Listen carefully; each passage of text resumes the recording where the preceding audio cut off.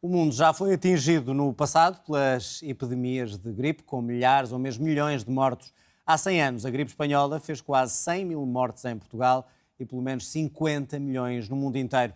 O segundo surto foi o mais mortífero. Na história da humanidade, foi a doença que matou mais gente em menos tempo.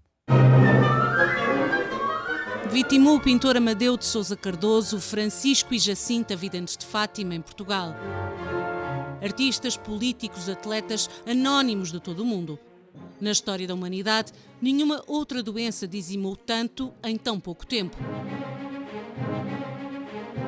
Entre 1918 e 1919, fez mais mortos do que os 4 anos da Grande Guerra.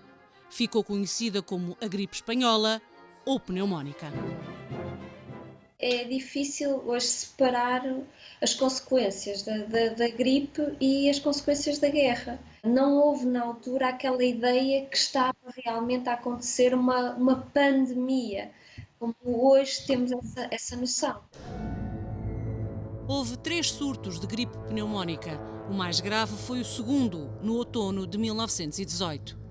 38 mil mortos só em Lisboa. Em Benavente, no Ribatejo, o surto matou 7% da população. O primeiro foco foi em Vila Viçosa. Foram trabalhadores portugueses que estavam em Espanha que, ao regressar, trouxeram o vírus. Fala-se de 100 mil em Portugal, há quem diga mais, há quem diga menos.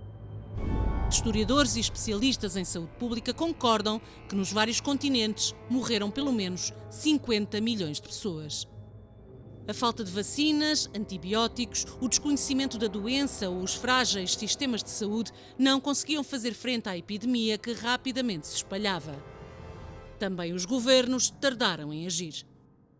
O caso português, mas o caso francês, britânico, mesmo o caso americano, os países estavam concentrados na guerra. Sobretudo a segunda vaga, a tal grande vaga da mortalidade, eram os últimos combates. Era aí que se ia definir quem ganharia a guerra. A urgência mundial era a guerra.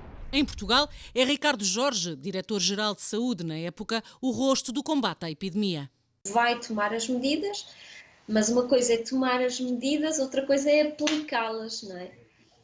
Num país em que faltava tudo, em que havia já uma grave crise económica, social, política, vai ser muito difícil implementar essas medidas.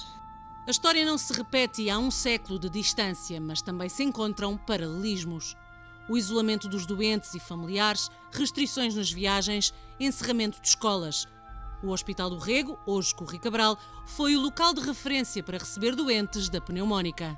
Também o facto de se constituírem hospitais de campanha, na altura em Lisboa, no Liceu Camões, mas um pouco por todo o país, houve pessoas, famílias até, que doaram casas, doaram bens para colocar hospitais de campanha, e vemos agora empresas a doar materiais.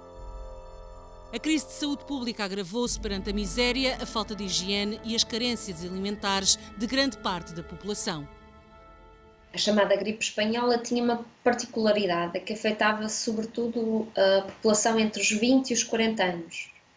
O que significa que era a população mais jovem, na idade chamada flor da vida. Há uma quebra nos casamentos, nos nascimentos e milhares de crianças órfãs. Mas não é fácil reconstruir a história desta pandemia.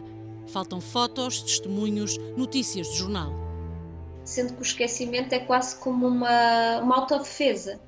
Como se as pessoas sobreviveram, querem esquecer. Isso acontece noutras epidemias, mas nesta é evidente. No caso nacional, no caso português é real, mas também no caso americano e noutros países. Acho que é um ponto comum também da pandemia pelo mundo.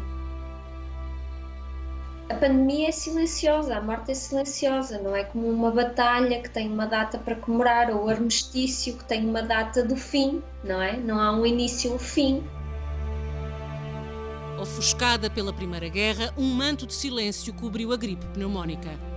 Essa é uma diferença clara para a pandemia do Covid-19 100 anos depois.